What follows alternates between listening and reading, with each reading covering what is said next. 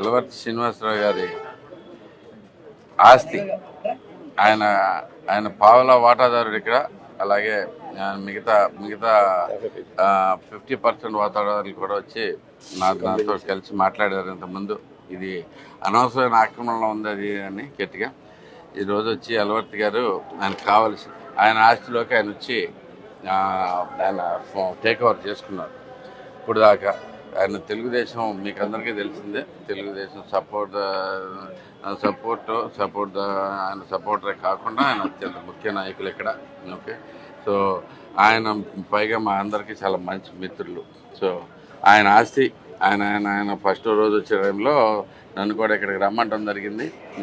నేను కూడా వచ్చి ఒక టీ దాగి వెళ్తున్నాను. ఇక్కడ దీనికి పెద్ద ఇంపార్టెన్స్ ఇవ్వట్లేదు, ఎందుకంటే ఆల్రెడీ ఈయనకెటు ఇది ఉన్నా లేకపోయినా పెద్ద లాభమేం లేదు. కానీ అయితే వాస్తవం ఈ శరటాకీస్ అనేది ఒక గుడివాళ్ళలో పెద్ద ఎమోషన్ లాగా తయారైపోయింది. ఎందుకంటే ఇన్ని నాళ్ళు అరాచకాలకు అడ్డాగా నిలిచింది శరటాకీస్.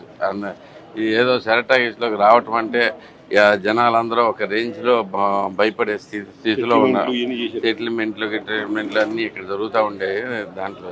సో అవన్నిటికీ తీసేసి ఇప్పుడు తెలుగుదేశం సపోర్టర్ కింద ఆయన కూడా అన్ని బాబు గారికి ఫ్లెక్సీలు కూడా వేయించడం జరిగింది.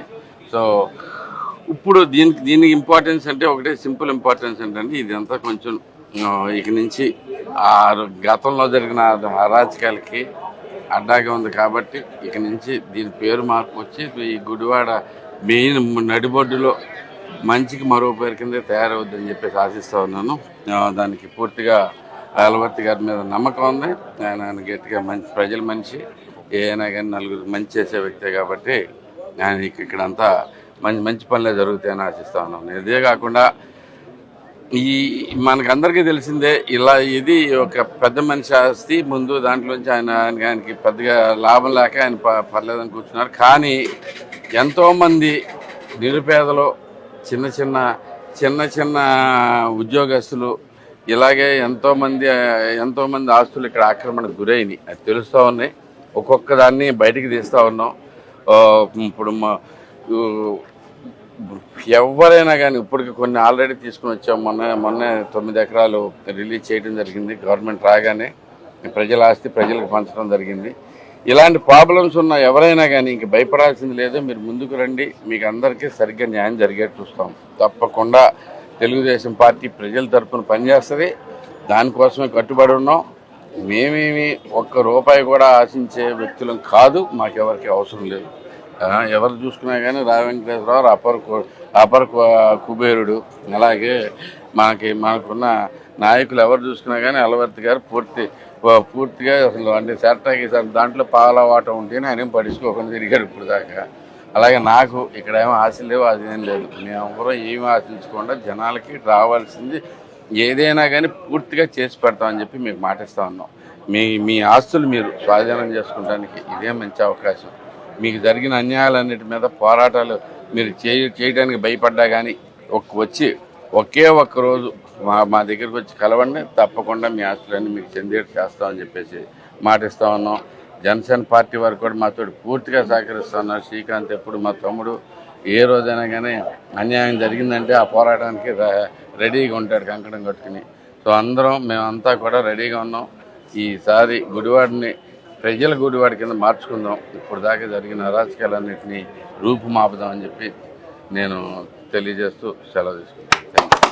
ఈరోజు శరటాకీస్కి ఏదైతే మా హక్కు ఉందో దాంట్లో భాగంగా ఈరోజు ఇక్కడికి వచ్చి ఎన్ని హ్యాండ్ ఓవర్ చేసుకోవడం జరిగింది. ప్రధానంగా 2008 సుమారుగా ఈ శరటాకీస్ని ఒక పావలా వాటా అడ్డు పెట్టుకుని దౌర్జన్యంగా 30 వాటా ఉన్నాను తరిమి కొట్టి కబ్జా చేసి ఇక్కడ కొన్ని షాపులకు అద్దెకిచ్చాడు. ఏమి సమాధానం చెప్పకుండా కేవలం శాసనసభ్యుడని పేరుతో అడ్డు పెట్టుకుని అనేక మందిని ఇబ్బందులు పెట్టాడు. మేము చాలాసార్లు చెప్తున్నాం, ఈ విధంగా కబ్జాలు చేసి ఒక పక్క 9 ఎకరాలు ఆర్టీసీ కాలనీ కానీ, అదేవిధంగా మల్లేపాలెం దగ్గర కానీ అనేక ప్రజలు ఎక్కడైతే అవకాశం ఉందో పేద ప్రజలు ఎవరైతే చిన్న కుటుంబాలని బెదిరించి ఈ విధంగా కబ్జా చేశాడు. మేము ఒకటే పోలీస్ సిఐ గారికి ఒకటే చెప్పాం, ఇది మాకు 30 వాటా ఉంది, దీంట్లో ఎవరన్నా ట్రెస్ పాస్ అయితే మీరే బాధ్యత. ఎవడన్నా సరే పావుల వాడ వచ్చి ఏమైనా ఉంటే అకౌంట్ సెటిల్ చేసుకోమని, కానీ ఇక్కడికి వచ్చి పిచ్చి పిచ్చి ఆశలు వేస్తే ఊరుకునేది లేదు. ఎందుకంటే ఈ రోజున ఒకటి ఆలోచన చేయాలి. ఈ విధంగా అనేక మంది గుడివాడ నియోజకవర్గంలో 20 సంవత్సరాల నుంచి చాలామందిని ఈ విధంగా ఇబ్బంది పెట్టిన వ్యక్తి కొడాలి నాని. దయచేసి ప్రజలు కూడా అర్థం చేసి, ఇదేదో మేమేదో స్వార్థాన్ని చేయట్లేదు. వాళ్ళు ఎవరైతే హక్కు ఉందో వాళ్ళకి మేము సహాయపడుతున్నాం అంతేగాని తప్ప మేమేదో చూసి కూర్చోవాల్సిన అవసరం మాకు లేదు. ఎవరైతే బాధితులు ఉన్నారో వచ్చి మాకు కంప్లైంట్ చేశారు, రాము గారికి చేస్తే మేము దాన్ని టేకప్ చేశాం. ఎవరైతే ఓనర్స్ ఉన్నారో వాళ్ళకి అప్ చెప్పాను తప్ప వాళ్ళ దీంట్లో మా పాత్ర ఏమీ లేదు. అన్యాయమైన వ్యక్తులు ఎవరైతే ఉన్నారో గుడివాడలో ఆనాడు 9 ఎకరాలు ఏ విధంగా కబ్జా చేశారు, దాన్ని కూడా 24 గంటలు ఇస్తానని చెప్పాను. అదే 24 గంటలు వాళ్ళకి హ్యాండ్ ఓవర్ చేశాం. వాళ్ళు శుభ్రంగా సంతోషంగా ఉన్నారు. రేపు కూడా ఇటువంటి అరాచకాలు దుశ్చర్యలు ఏదైతే పాల్పడ్డాడు కొడాలి నాని అవన్నీ కూడా ఎండగట్టబోతున్నాం. మేము ఒకటే చెప్తున్నాం గుడివాడ నియోజక ప్రజలకి, ఎవరికైతే అన్యాయం ఉందో తప్పకుండా మీకు అండగా నిలుస్తూ తెలుగుదేశం పార్టీ రాము కూడా ఎమ్మెల్యే గారు అదే పద్ధతిలో ఉన్నాం. మీ అందరం నష్టపోయింది ఏ వ్యక్తులు అయితే ఉన్నారో వాళ్ళందరికీ న్యాయం చేస్తాం ఉన్నాం తప్ప ఆడేదో దుర్మార్గుడు సొల్లు కౌలు చెప్పి మాయ చేసి కబ్జాలు చేసి మొన్న అన్నాడుగా టచ్ చేసి చూడు ఏ విధంగా మాట్లాడాడు. ఎవరు రమ్మని వాళ్ళు టచ్ చేసాక ఏం చేస్తారు, రమ్మను. వాళ్ళ పారిపోయాడు గుడివాడ నుంచి దుర్మార్గుడు. నేను గతంలో కూడా చెప్పా, కొడాలి నన్ను నమ్మి మీరు అందరూ ఆడనకైతే నష్టపోతారు, మీరు ఆడ అన్నీ తప్పించుకుంటాడు, మీరు బలి అయిపోతారు చెప్పినా కొంతమంది వినలేదు. వాళ్ళ పట్టేంటి ఈ దుర్మార్గుడు చేసే దుశ్చర్యలకే ఈ రోజున ప్రజలు వ్యతిరేకం రావడం జరిగింది. ఆడేం మాట్లాడాడు, బొచ్చు పీక్కోవాలా, టచ్ చేసి చూడేమవుద్దో. ఏం టచ్ చేయాలి అర్థంగా ఈడేదో సినిమాలో డైలాగులన్నీ మాకు వినిపించి ఎంతమందిని భయపెడతావు, నువ్వు ఎంతమందిని భయపెడతావు. ఒకటే చెప్తున్నా, ఇవాళ నేను గుడివాడ వస్తే నేను చూస్తా ఏమవుతుంది హెచ్చరిస్తున్నా నీకు. ఖచ్చితంగా న్యాయానికి చట్టానికి గౌరవిస్తాం, నేను అనుకున్నాను పని చేయాలి అందరూ కూడా అని చెప్పి తెలియజేస్తూ సెలవు. నమస్కారం.